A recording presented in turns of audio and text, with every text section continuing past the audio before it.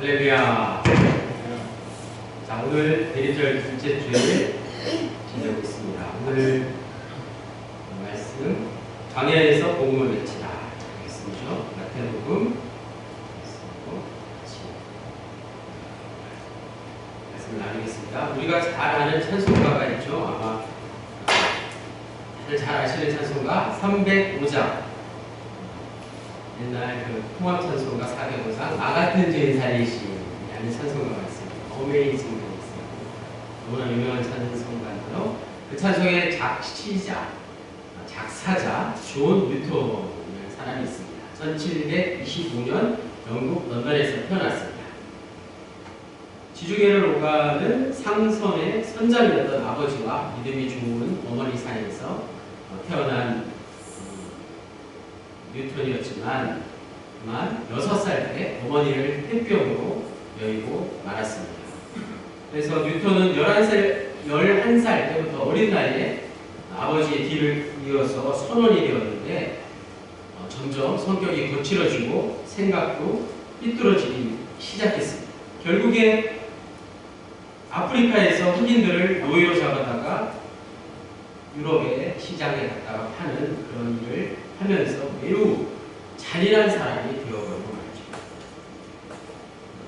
말이죠. 노예선 선장이 되어서 항해를 하다가 어느 날 그는 대안에서 유명한 기독교 고전 그리스도를 본받아라는 책을 우연히 읽게 되었는데 그 순간 오랫동안 그의 영혼에 잠자고 있던 그 어머니의 찬송 소리와 기도 소리를 듣게 된 것이죠. 그 자리에서 눈물을 흘리고 무릎 꿇고 하나님께 회개했습니다. 그래서 그 이후 이제 사역을 시작해서 성공의 사제가 되어서 그 사역을 잘 감당하다가 1779년에 그 유명한 찬송가 가사를 작사하게 되었습니다. 원어에는 이런 표현이 있다고 해서 읽어드리겠습니다. 놀라운 은혜, 그 음성이 얼마나 달콤한지 그 은혜는 나같이 나쁜 사람을 구원하셨구나. 한때 잃었던 나 이제는 찾았고 눈 멀었었으나 이제는 보게 되었다. 우리가 부르는 찬양의 가사가 조금 차이가 있죠. 원어에 이런 표현이 있습니다. 그런데 존 뉴턴이 말년에 천국에 대해서 이렇게 유명한 말을 남겼습니다. 내가 천국에 도착하면 3가지 놀라운 일을 보게 될 것이다. 천국에 도착하면 3가지 놀라운 일을 보게 될 것이다. 말이고요. 첫 번째는 내가 그곳에서 보리라 기대하지 못했던 사람들을 그곳에서 보게 될 것이고, 두 번째는 내가 그곳에서 보리라 기대했던 사람들을 보지 못하는 것이고, 마지막 세 번째는 나 같은 죄인이 그곳에 있다는 것을 발견하게 될 것이다. 이렇게 이야기했습니다. 천국에 대해서 이렇게 이야기했습니다. 여러분, 천국 가는 것에 대해서 어떻게 생각하시나요? 누가 천국에 가고 가지 못하고는 그래서 중요한 문제가 아닙니다. 존 뉴턴처럼 하나님의 은혜에 대한 감사와 회개를 통해서 성령으로 다시 태어난 사람이 진정 하나님의 나라를 경험할 수 있다는 사실을 우리에게 잘 말해주고 있습니다. 자, 오늘 본문에 나오는 세례 요한은 예수님과 동시대를 살았던 인물이죠. 오늘 본문 마태복음 3장 2절과 4장 17절 말씀은 똑같은 말씀이 나오죠. 4장 17절 말씀 찾아보세요. 오늘 3장 2절에 있는 말씀. 세례 요한이 외친 것과 예수님이 외친 것은 동일한 말씀이었습니다. 동일한 설교를 했다는 것. 그 말씀이 무엇이라고요? 회개하라, 천국이 가까이 왔느니라. 이 말씀이에요. 자, 이 말씀대로 세례 요한과 예수님의 설교는 동일한 내용 같이 보입니다. 그런데 사도행전 19장을 또 찾아보시면 사도행전 19장 초반에 초대교회에서는 세례 요한의 제자들과 예수님의 제자들 사이에 상당한 경쟁이 있었던 것 같은 분위기를 잘 보여줍니다. 사도행전 19장에 보면 그러한 세례 요한의 제자들에게 바울이 뭐라고 말했나요? 오늘 본문에 나오는 세례 요한의 말씀과 동일한 말씀을 사도 바울이 전하고 있다는 것이죠. 즉 사복음서 모두가 세례 요한은 예수님의 길을 예비하는 선구자일 뿐이지 메시아는 아니라는 점을 분명히 반복해서 강조하고 있다는 것을 우리는 기억해야 할 것입니다. 그런 이유 때문에 세례 요한의 제자들과 예수님의 제자들이 어쩌면 경쟁 관계에 있지 않았나 추측해 볼 수 있다는 사실이죠.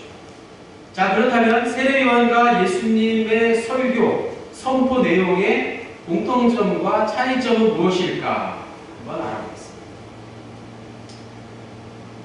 미리 말씀드린 대로 세례 요한과 예수님의 설교의 공통점은 하나님의 나라를 설교했다는 것이죠. 그런데 우리가 기억해야 할 중요한 차이점이 한 가지 있다는 사실입니다. 세례 요한과 예수님의 하나님 나라의 설교는 미래지향적인 성격에서 같은 설교라고 할 수 있겠죠. 또 회개를 촉구했다는 점에서도 같습니다. 마지막으로 심판을 설교했다는 점도 같습니다.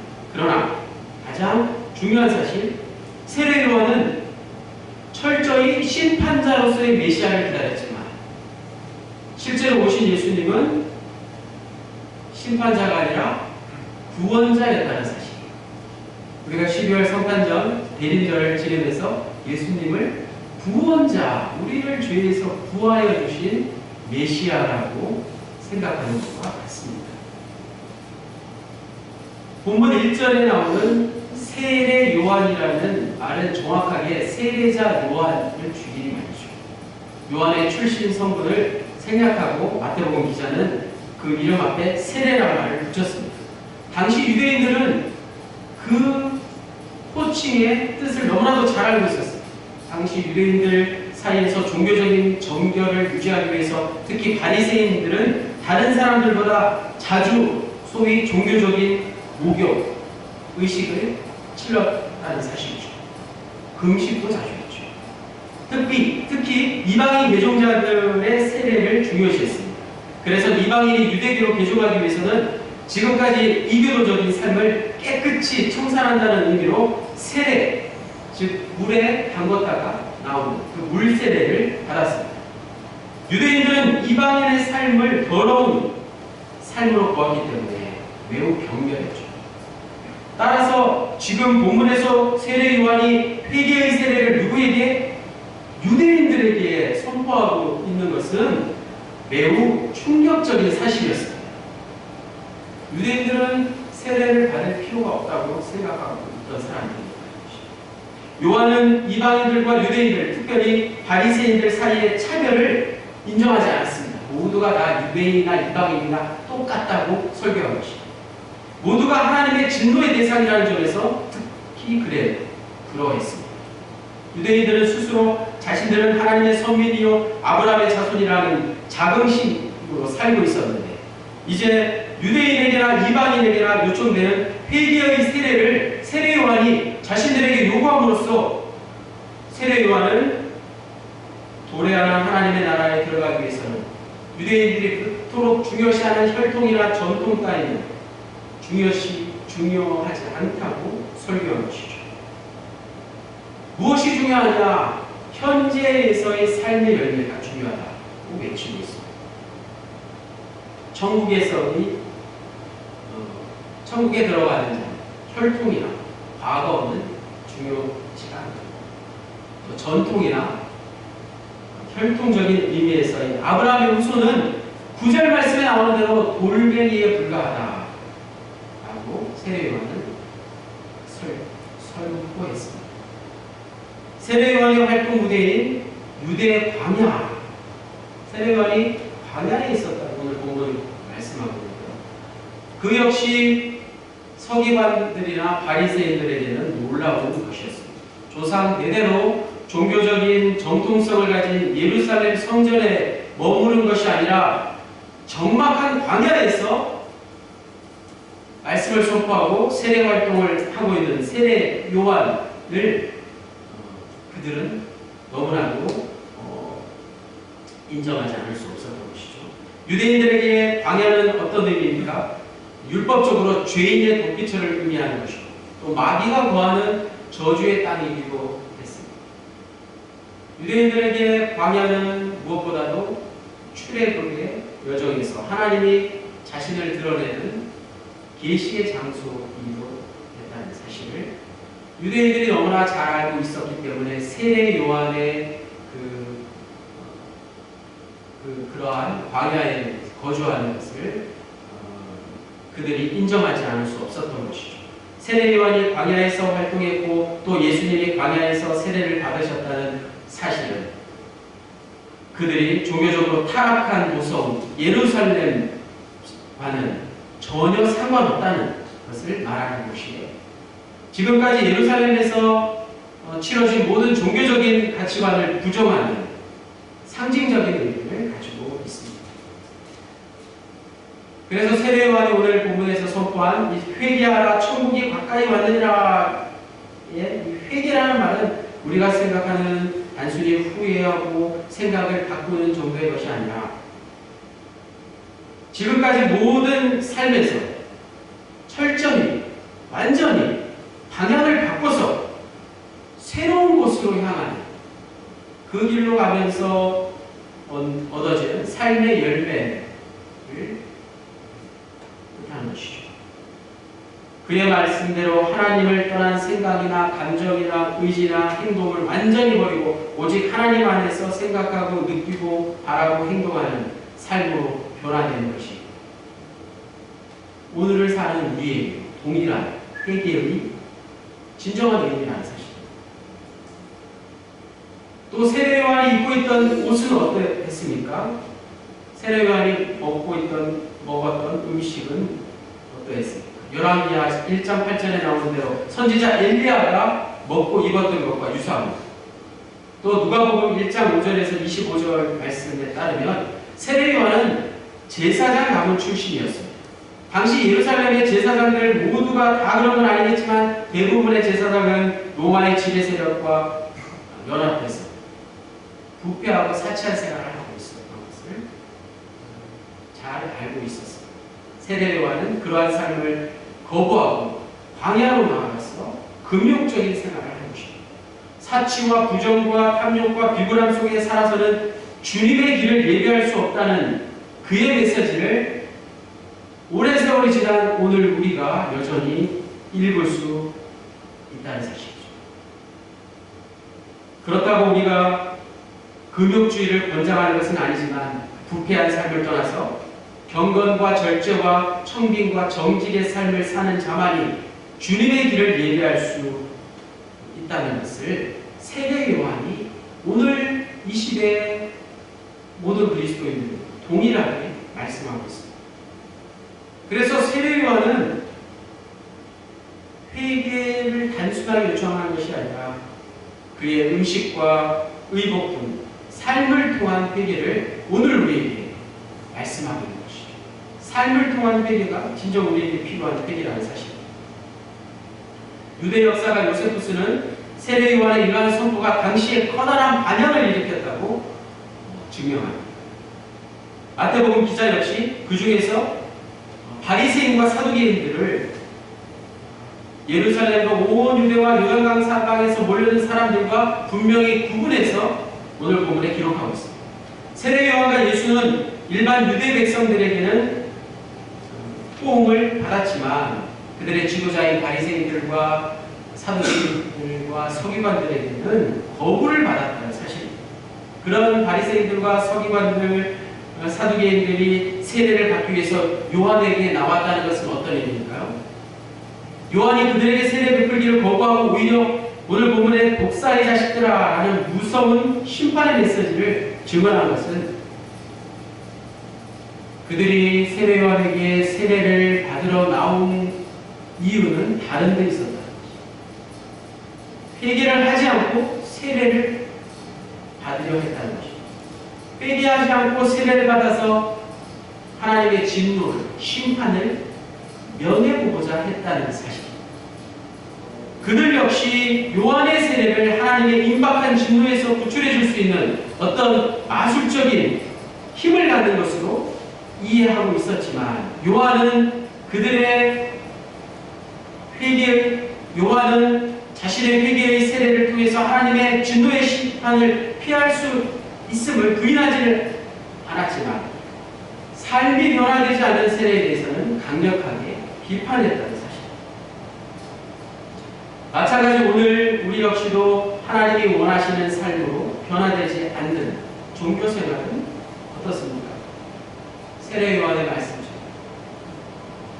목사의 독과 같이 위험한 것이 될 수 있다는 사실을 깨닫게 됩니다. 단순히 세례를 받는 것이 중요한 것이 아니라 회개에 합당한 열매를 맺는 것이 중요합니다. 요한의 세례는 죄를 고백하고 새로운 삶을 살겠다는 다짐, 구세군의 어떤 입대식, 구세군의 선서, 임명식과 같은 의미죠. 그래서 세례는 받는 것이 아니라 세례는 다짐하는 결단이라고 말할 수 있습니다. 오늘 본문의 열매라는 단어가 복수가 아닌 단수형으로 사용된 이유가 바로 그것입니다.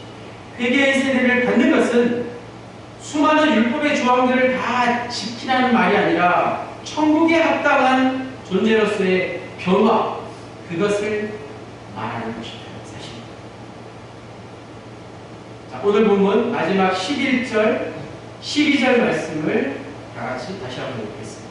마태복음 3장 11절로 12절 다 같이 읽겠습니다.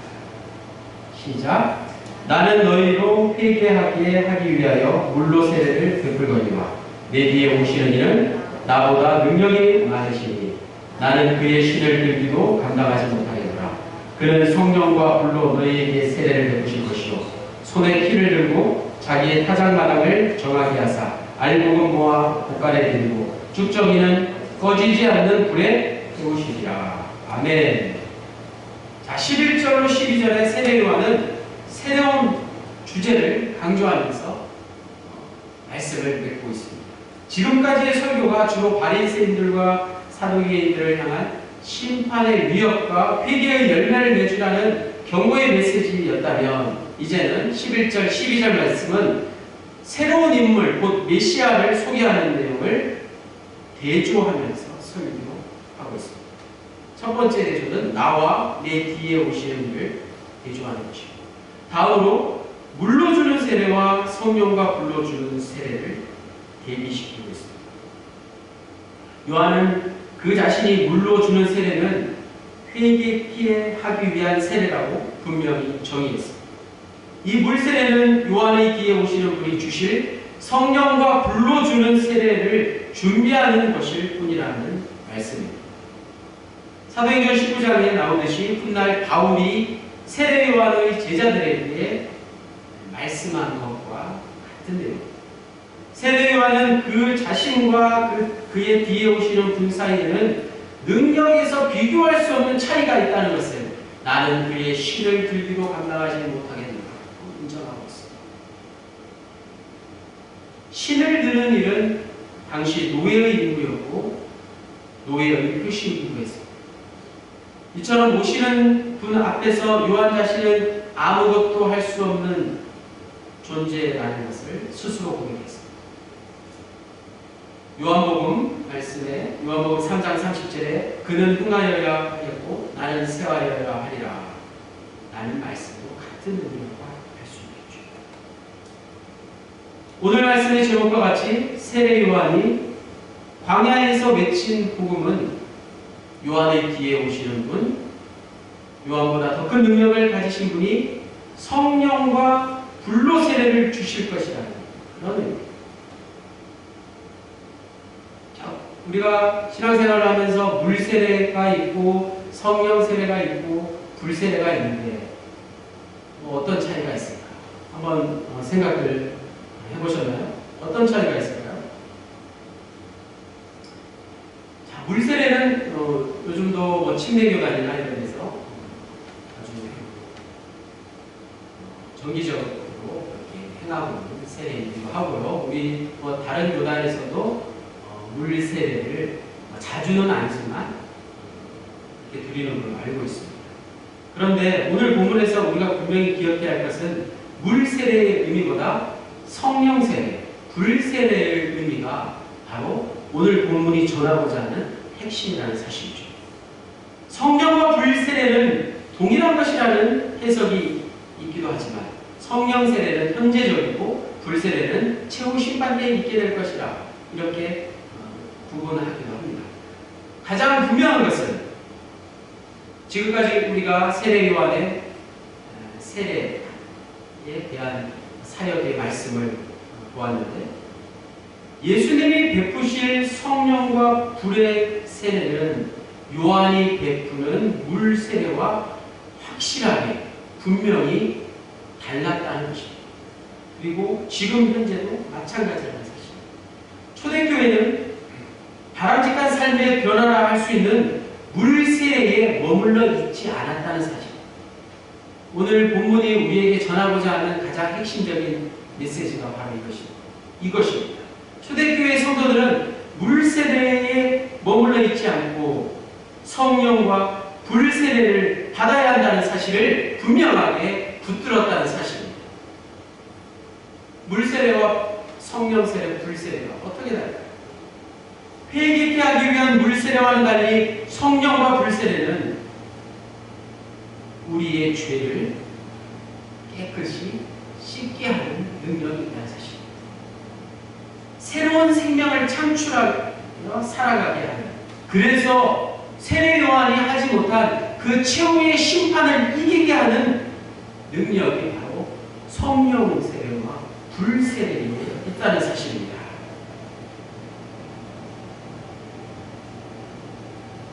다시 말해서 성령과 불 세례는 예수 그리스도를 통해서 생명을 경험했다는 사실을 받아들이는 것입니다. 도대체 예수 그리스도를 통해서 생명을 경험했다는 것은 우리가 살고 있는 이 세상에서 제공하는 것과 어떻게 다른 것일까요? 그리고 그게 실제로 가능한 것일까요? 현실성 없는 허황된 기독교 교리에 불과한 것일까요? 그냥 우리가 이론적으로만 알고 있고 삶에서 적용할 수 없는 것일까요? 그렇지 않습니다. 마태복음 기자는 오늘 본문 3절에서 세례 요한의 사역에 대해서 말씀하고 4장에 가서 예수님의 공생애가 시작되는 것을 전하고 있습니다. 그리고 5장에 이르러서 그 유명한 예수님의 산상수훈 가운데 팔복에 대한 말씀을 전하고 있죠. 심령이 가난한 자는 복이 있다. 천국이 그들의 것이다. 라고 시작하는 마태복음 5장 3절에서 시작하는 8가지 복에 해당되는 말씀 말입니다. 복이 있는 사람에 대한 8가지 목록이 계속해서 소개되어 나옵니다. 복이 있다는 것은 곧 생명 구원을 받았다는 뜻입니다. 그 목록에 우리의 세상살이 경험과 일치하는 것은 하나도 없습니다. 우리가 저 세상에서 누리는 복과 같은 내용이 마태복음 5장 3절 이하에는 없다는 사실을 분명히 압니다. 심령이 가난한 사람과 애통하는 사람과 온유한 사람과 의에 줄이고 목마른 사람과 계속해서 이어지는 8가지 복을 누리고 있는 사람들 말입니다. 요즘 식으로 말하면 저 세상에서는 전혀 경쟁력이 없는 사람이었죠. 예수님 자체가 바로 이 8가지 복에 해당되는 분이셨습니다. 그가 십자가에 달리셨다는 사실이 바로 그 증거입니다. 세상 경험에 따르면 이런 사람이 복이 있다는 것은 말이 되지 않는 것입니다.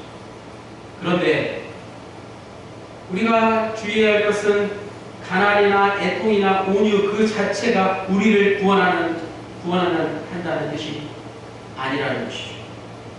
팔복에 열거된 사람들은 세상에서 전혀 의존할 게 없는 아무것도 아닌 사람이라는 사실입니다. 그래서 우리 그리스도인이 지향하는 사람은 바로 세상의 복을 누리는 사람이 아니라 예수님이 말씀하신, 예수님이 그러한 삶을 사신 대로 나는 아무것도 아니다고 고백할 수 있는 그런 삶을 살아야 된다는 거죠. 그런 사람만이 하나님을 의존할 수 있기 때문에 예수님이 십자가에서 완전한 절망을 경험하신 것과 같은 것입니다.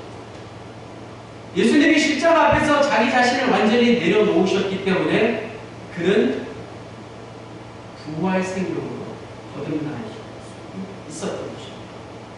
그러므로 우리가 하나님을 전적으로 의존할 수 있는 것, 그것은 오늘 세례 요한과 예수님의 말씀으로 이어지는 하나님만 의존하는 사람이 복이 있다는 사실을 믿는 것입니다.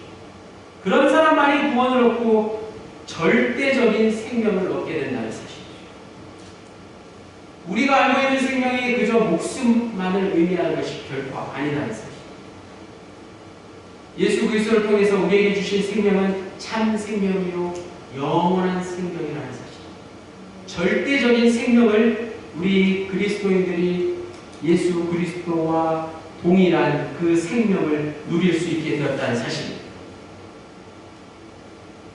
하지만 안타깝게도 여전히 많은 사람들이 물 세례로 만족하는 사람들. 그런 사람들은 교회에서 또 세상에서 칭찬을 받으며 살아가요. 하지만 그것만으로는 절대 생명과 분명히 거리가 있다는 사실을 알아야 합니다. 기독교 신앙의 중심에는 성령과 불세례가 있기 때문에 물세례에 머물지 말고 성령 세례와 불세례를 우리가 받아야 하는 이유가 바로 이것입니다. 이를 위해서 우리가 예수 그리스도를 그저 흉내만 내는 게 아니라 예수 그리스도께로 가까이 나아가는 삶을 살아야 된다는 것입니다. 예수 그리스도를 통한 완전한 생명이 대림절을 맞이하여서 우리 모두에게 충만히 전해지는 때가 되시기를 주님의 이름으로 간절히 축원합니다. 임마누엘의 하나님이 우리와 함께 계시기에 우리는 그 어떤 어려운 가운데서도 낙심치 않고 그 어떤 좋은 일 앞에서도 겸손할 수 있습니다. 우리가 원하는 모든 것을 저 세상에서 성취하거나 원하지 않는 상황을 모면한다고 하더라도 생명의 주인 되시는 하나님이 함께하지 않는다면 우리는 결코 참된 안식과 평안을 얻을 수 없습니다. 아무도 예상치 못한 순간, 아무도 예상치 못한 방법으로 우리에게 다시 오셔서 세상을 심판하시고 생명을 완성하실 예수 그리스도의 이름으로 기도하였습니다.